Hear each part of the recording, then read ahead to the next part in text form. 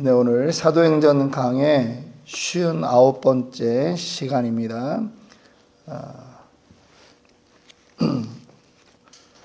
복음을 전할 때 생기는 일이라고 하는 제목으로 말씀을 나누겠습니다. 어제는 우리가 바울이 아덴에서 그들에게 복음을 전하는 그 전도법에 대해서 살펴보았습니다. 사람들을 칭찬하면서 마음 문을 열어야 됩니다. 우리도 우리의 일상 가운데서 동일하죠. 바울은 그들의 마음을 얻어가며 복음을 전했습니다. 복음을 전할 때 어떤 일이 생겼는가? 여러분 17장 32절을 보니까 그들이 죽은 자의 부활을 듣고 사람들이 우리의 복음 전하는 것을 들을 때 걸리는 부분들이 있을 수 있다라고 하는 것입니다. 부활해서 사람들이 지금 많이 걸리는 겁니다. 그래서 어떤 반응이 나타나느냐? 조롱하는 자들이 생길 수 있는 것입니다. 너희 좀 이상하지 않냐? 라고 말하는 그러한 사람들인 거죠. 아마 이 사람들은 학파로 따지면 에피쿠로스 학파, 쾌락주의적 그러한 삶을 산다라고 하는 그러한 사람들이었을지 모릅니다. 야, 이 땅이 전부지 내세가 뭐가 있냐?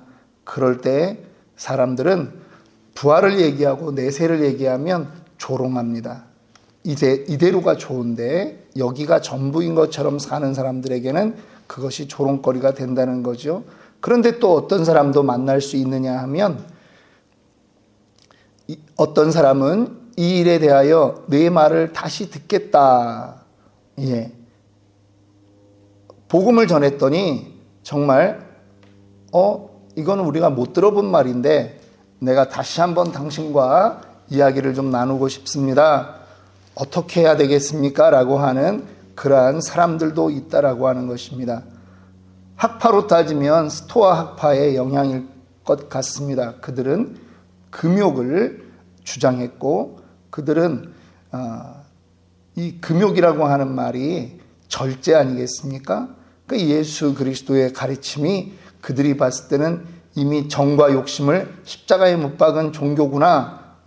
우리와 같은 점이 있겠구나 하는 그러한 생각이 있었을 것이라고 하는 것입니다. 그 바울이 그들을 떠날 때 어떤 사람들이 있습니까? 몇 사람이 그를 가까이하여 믿는 그러한 사람들이 나오는 것입니다.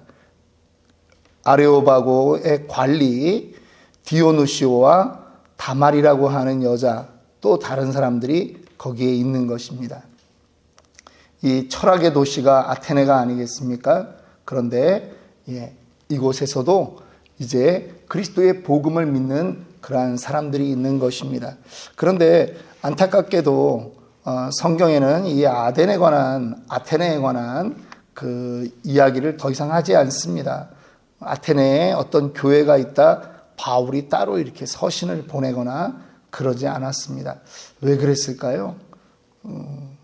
아마 이 바울이 전략적인 사람이라고 하는 것을 염두에 둔다면 바울이 이 아테네 지역에 비록 지금 예수 믿는 사람들이 생겼고 우리는 또 그것을 교회로 볼 수 있지만 그들이 아덴 지역이 어떤 바울의 그 전체 사역에서 전략적인 그런 위치는 아니었던 것이 아닐까 그런 생각을 해봅니다.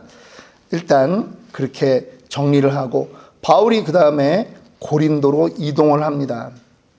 고린도는요 이 항구 지역입니다.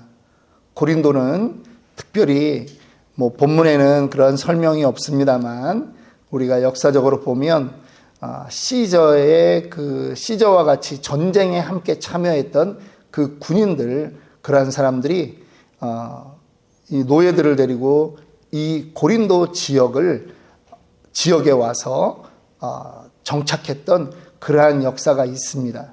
그래서 이 고린도 지역은 항구이면서 또 문물의 다양성이 있는 지역이면서 그 다음에 로마의 영향이 아주 많았던 그러한 곳이죠.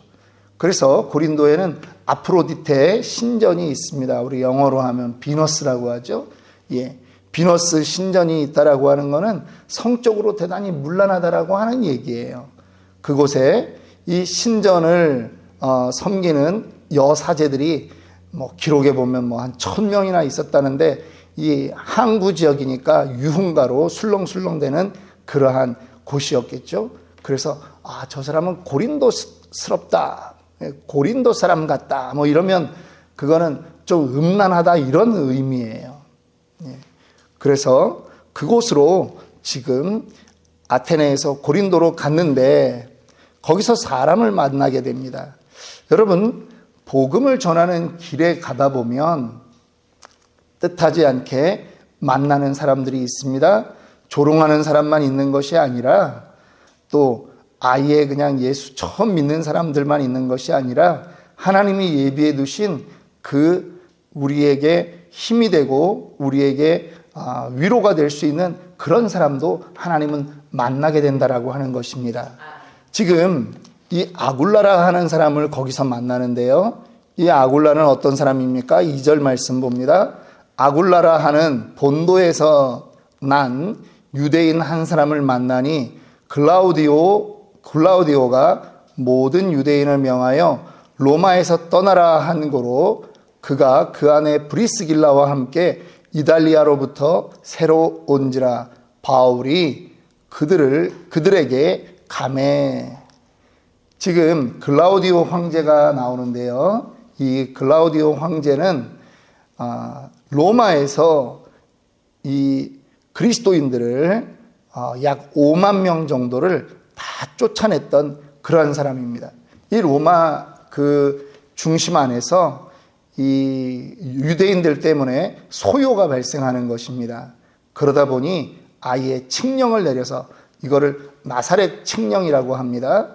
그래서 유대인들은 다 로마에서 떠나라. 이 유대인들의 역사가 이때도 2차 대전만 그렇게 핍박받았던 게 아니라 이때에도 이 사람들이 핍박을 받았습니다. 다 떠나라. 그래서 쫓겨나는 겁니다. 그래서 지금 이 고린도까지 내려와 있는 사람들입니다. 남편은 아굴라요, 아내가 브리스길라라고 하는 것이죠. 예. 보통 다른 성경에 보면 또 브리스길라와 아굴라 이렇게 하잖아요. 그래서 브리스길라가 남편인 줄 아는데, 예, 남편이 아굴라입니다. 그런데 이 아내가 더 신실하게 교회를 잘 섬겼기 때문에 바울이 편지를 쓸 때 브리스길라와 아굴라 이런 표현을 썼던 것이죠. 이들이 이 바울을 만나게 됩니다. 그런데 지금 이들은 누굽니까? 유대인들이죠. 예, 유대인들이에요. 유대인들이 바울이 고린도에 오기 전에 벌써 거기에 자리 잡고 있었던 사람들이 있었습니다. 그리고 바울은 그곳에 가서 여기에 유대인이 있구나 하고 찾아간 거예요. 바울이 그들에게 가매. 2절 마지막 절이 그렇지 않습니까? 바울이 그들에게 가매. 예. 바울이 그들을 찾아갔습니다. 생각지 않았던 그러한 이유가 있었습니다. 뭐냐 하면 3절 말씀, 생업이 같으므로 함께 살며 일을 하니 그 생업은 천막을 만드는 것이더라. 이 당시에 이제 그 아굴라와 브리스길라의 그 잡은 뭐냐 하면 텐트를 만드는 것입니다. 천막을 만드는 것인데, 이 천막은 어디에 쓰이느냐? 로마의 그 군대에 납품하는 그러한 천막이라고 합니다.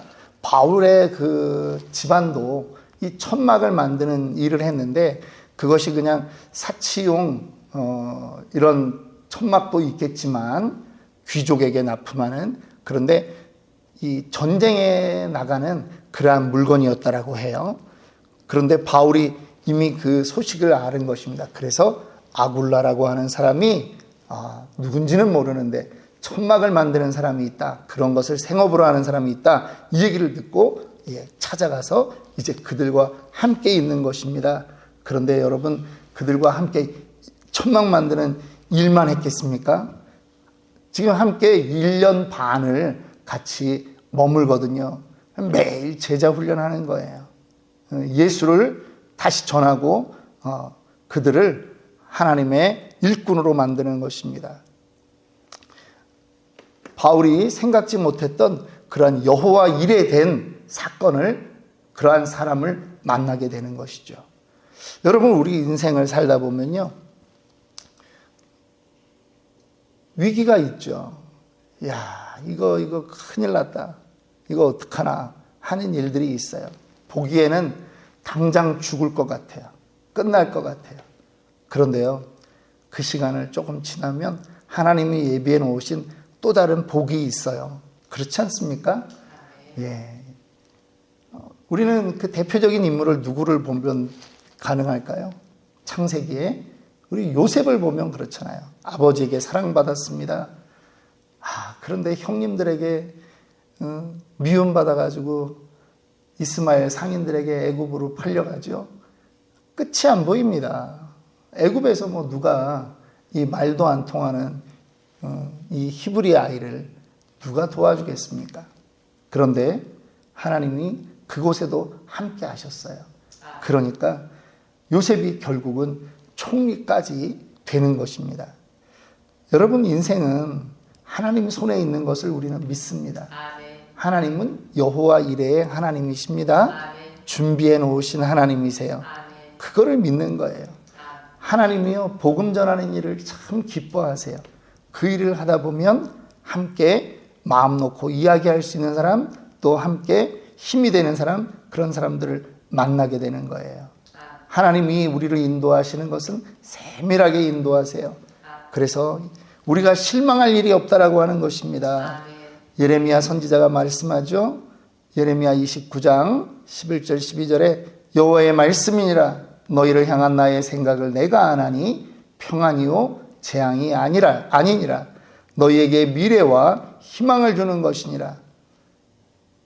지금 이것이 하나님의 뜻이라고 하는 것입니다.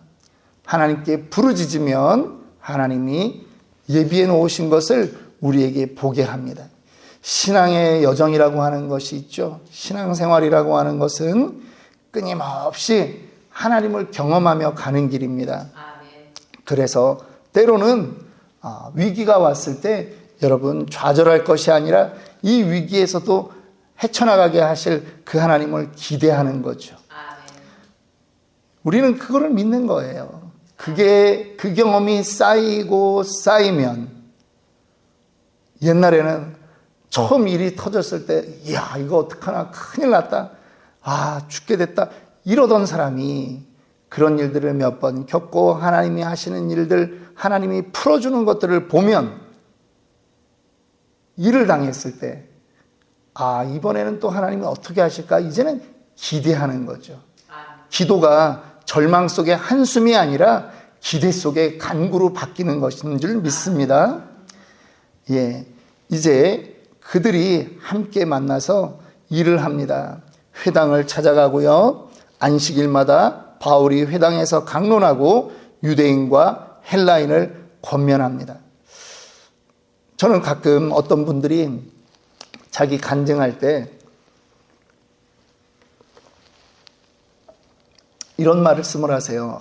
자기가 정말 힘들었는데 어디 갔다가 누구를 만났더니 그 사람이 자기에게 위로가 되는 그러한 일들을 해줬고, 그래서 자기 생각에는 하나님께서 그 사람을 거기에 예비시켜 두셨다, 여호와 이레의 하나님, 이 얘기를 할 때 옛날에는 예수 믿는 사람들, 우리는 저도 믿지만 우리는 전부 다 아전인수격으로 우리는 그렇게 끌어다가 맞추는 사람 아니냐 그러는데요.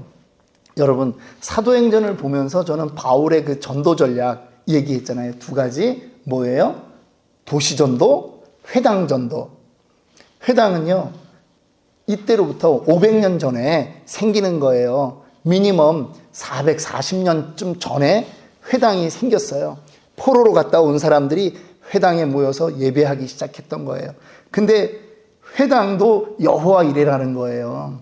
바울 전도에 이 회당이 쓰이는 거고, 이 복음이 유태교에서 기독교로 바뀌는 거에 회당이 사용되는 거예요. 하나님이 이때를 위하여 포로기에 돌아왔던 백성들로 하여금 회당을 만들고 회당에 머물게 했던 거죠. 그렇게 저는 해석하고 싶습니다. 하나님이 이 회당을 통해서 바울이 순탄히 전도할 수 있도록, 또 곳곳에 있는 그 회당을 통해서 복음이 좀 더 빨리 확산될 수 있도록 그렇게 해석하는 것입니다. 중국 선교를 얘기하는 모든 선교사들이 그래요. 모택동이 중국 선교의 핵심이었다라고 말합니다.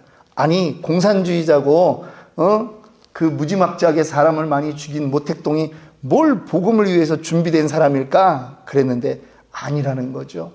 모택동이 통일을 시킨 다음에 무엇을 했는지 아십니까?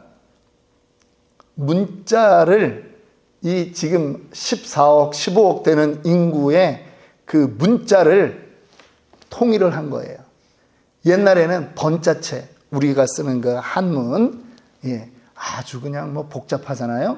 근데 이 모택동이 1949년 10월 1일 날 중국을 다 통일한 다음에 56년, 57년에 광마략이라고 하는 그 당시에 대단한 그 학자를 불러서 문자를, 백성들이 문맹이 너무 많으니까 그 당시에 뭐 5억, 6억의 인구였지만 문자를 모르는 사람이 대부분이니까 이 한자를 심플하게 만들어라. 그래가지고 오늘날의 대륙에서 쓰는 간자체라고 하는 이 한문을 만든 거예요. 한자를.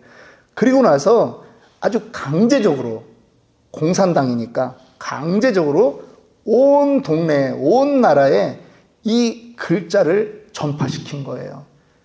그랬더니 여러분, 그 글자로 성경이 만들어지고요, 그 글자로 복음이 전하는 거예요.